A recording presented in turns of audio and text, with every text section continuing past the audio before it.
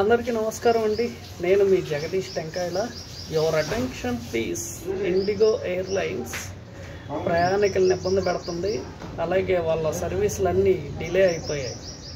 నేను ఇది ఎందుకు చెప్తున్నానంటే, గత 2 రోజులుగా ఇండిగో ఎయిర్లైన్స్ వాళ్ళు వ్యవహరించిన తీరు కూడా చాలా విరుద్ధంగా ఉంది.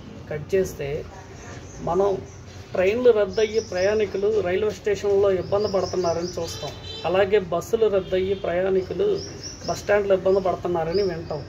ఇది కొత్తగా కొంచెం వింతగా కూడా ఉంది. ఢిల్లీ ఎయిర్పోర్ట్లో ఇండిగో ఎయిర్లైన్స్ ఫ్లైట్స్ అన్నీ క్యాన్సిల్ చేస్తే ప్రయాణికులు మొత్తం అక్కడ ఇబ్బంది పడుతున్నారు.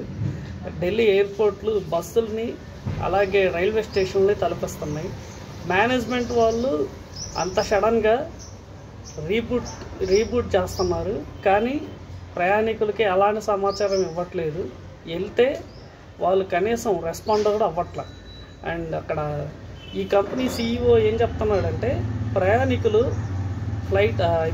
ఎయిర్పోర్ట్స్కి రాకండి, ఫ్లైట్స్ డిలే అయినాయి అని చెప్తున్నాడు. దీనికి కారణం ఏంటో తెలుసా? పైలట్స్ ఎక్కువ మంది లేకపోవడం. ఈ పైలట్స్ ఇండిగో ఎయిర్లైన్స్కి 3000 సంథింగ్ ఎంత ఉండాలైతే 2500 పైలట్స్ ఉన్నారు.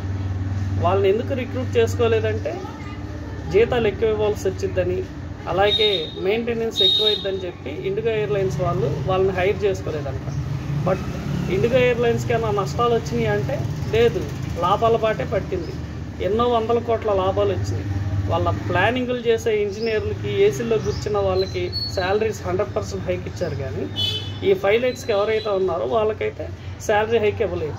అండ్ దీంతో పైలట్ల కొరత ఏర్పడి ఎక్కడికక్కడ ఎయిర్లైన్స్ ఆపేశారు. ఒక చోటకి ఒక చోట. బట్ ఇండిగో ఎయిర్లైన్స్ అనేది మిడిల్ క్లాస్ వాళ్ళ ఆశ. ఎందుకంటే ఫ్లైట్ ఎక్కాలనేది అందరికీ ఆశే, బట్ ఇది మిడిల్ క్లాస్ ఎర్రబస్సు లాంటిది. దీనికి కేంద్రం సీరియస్ అయింది.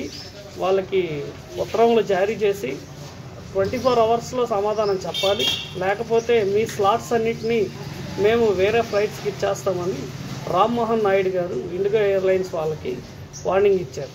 సో ఇప్పుడు ఇండిగో వాళ్ళు ఏం సమాధానం చెప్తారో చూడాలి. మళ్ళీ అప్డేట్స్ ఏవైతే ఉన్నాయో అవి నేను వేరే వీడియోలో షేర్ చేస్తాను.